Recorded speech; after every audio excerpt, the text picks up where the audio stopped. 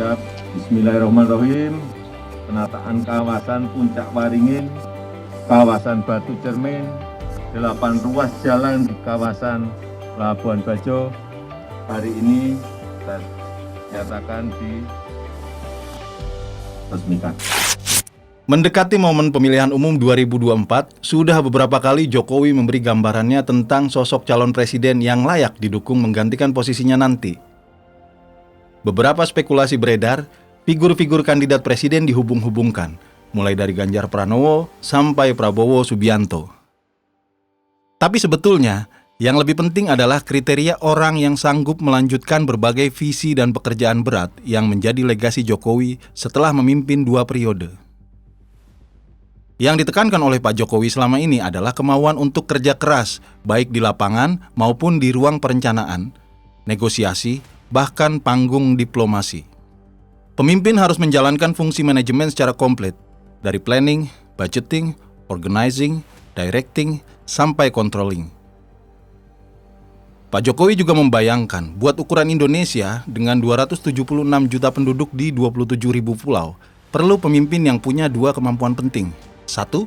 Pekerja keras yang bisa melakukan supervisi dan kontrol ke lapangan. 2. Pandai berbicara dengan end user, layanan pemerintah. Tujuannya agar bisa dilakukan tindakan segera terkait percepatan, perluasan, atau readjustment bila diperlukan. Pak Jokowi juga meyakini bahwa Indonesia sudah on the right track dan kemajuan ini harus dilanjutkan. Ikhwal on the right track ini diperkuat oleh laporan utama di Economist 17 November lalu. Setidaknya ada 4 poin warisan Jokowi yang penting untuk diteruskan oleh penggantinya nanti. 1. Ekonomi digital. Indonesia punya 2.300-an startup, urutan kelima negara dengan jumlah startup terbanyak di dunia. Sementara ekonomi digital tumbuh 20% di 2021 dan kemungkinan 15% di 2022. Sebanyak 19,5 juta UMKM telah terkoneksi ke e-commerce. Jumlah itu 30% dari populasi UMKM dan terus meningkat. Kuncinya ialah literasi digital dan perluasan jaringan. 2. Hilirisasi. Sebelum era Pak Jokowi, hanya ada 2 smelter timah di Indonesia. Pada tahun 2022 ini, ada 20 smelter baru yang beroperasi, termasuk sejumlah smelter nikel di Morowali, Sulawesi Tenggara, dan Halmahera Utara. Sulawesi Tenggara dan Halmahera kini menjadi pusat pertumbuhan ekonomi baru. Smelter tembaga juga dibangun di Gresik. 3. Transformasi energi. Di era Jokowi, sumbangan energi baru terbarukan atau EBT naik dari 5% ke 13% pada daya listrik nasional.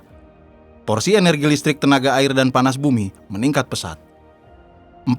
Infrastruktur transportasi. Sejak era Jokowi kita punya 17 bandara baru. Panjang jalan tol bertambah 1.800 km. Pada tahun 2014, total panjang jalan tol masih 780 km. Akhir tahun 2022 ini menjadi 2.500 km. Proyeksinya akan jadi 3.000 km di akhir 2024. Tambahan infrastruktur ini ikut mendongkrak pertumbuhan sektor transportasi pada tahun 2022 ini. Tentunya, semua warisan yang ditinggalkan oleh Presiden Jokowi ini tidak hanya lewat bak angin lalu. Semuanya diproyeksikan bisa berjalan untuk jangka panjang sehingga bisa bermanfaat untuk keberlangsungan bangsa. Maka guna mencapai hal ini, negara tak bisa berjalan sendirian. Dibutuhkan kerjasama baik bilateral maupun multilateral dengan negara-negara lain. Dalam perhelatan G20 lalu, 4 isu prioritas seperti ekonomi digital, hilirisasi, transformasi energi, dan infrastruktur transportasi pun benar-benar terrealisasi. Buktinya, pasca G20, banyak negara yang mendukung kegiatan ekonomi Indonesia yang terangkum dalam 4 isu prioritas. Bahkan, beberapa negara seperti Norwegia, Amerika Serikat, Jepang, dan Inggris langsung menjalin kerjasama dengan Indonesia. Masing-masing negara memiliki kepentingan berbeda. Misalnya Norwegia dengan kerjasama perluasan mangrove, kemudian Amerika Serikat dan Jepang dengan kepentingan energi baru terbarukan, sementara Inggris dengan rehabilitasi hutan.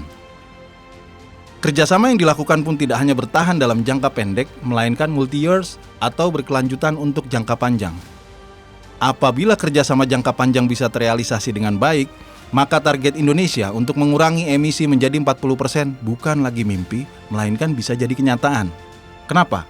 Karena sejauh ini, Indonesia melibatkan negara lain, misalnya seperti Jerman dan Norwegia dalam program Sustainable Forest Management atau pengelolaan hutan lestari yang bisa berdampak pada pengurangan emisi. Tercatat dari data Kementerian Lingkungan Hidup dan Kehutanan, emisi karbon akibat kebakaran hutan bisa ditekan, yaitu dari 624,2 juta ton CO2 menjadi hanya 41,4 juta ton CO2 pada tahun 2021. Makanya jangan berprasangka bahwa Pak Jokowi hanya berpikir sampai 2024. Dia berpikir tentang Indonesia dalam jangka waktu yang sangat panjang. Bahkan ia ikut menyiapkan Indonesia bisa menyiapkan net zero emission di tahun 2060 atau sebelumnya. Namun tujuan nasional itu bisa menjauh bila rakyat salah pilih presiden di tahun 2024 nanti. Maka ketika Jokowi mengemukakan berbagai kriteria calon presiden ideal untuk menggantikannya, itu harus dipandang sebagai upaya memicu figur-figur yang ingin ikut berkontes menjadi presiden nanti. Kita sebagai pemilih juga mesti punya demand tinggi kepada para capres, agar membuktikan kemampuan masing-masing untuk benar-benar bekerja, bukan cuma beretorika. Yang ahli menata negara, bukan sekadar menata kata.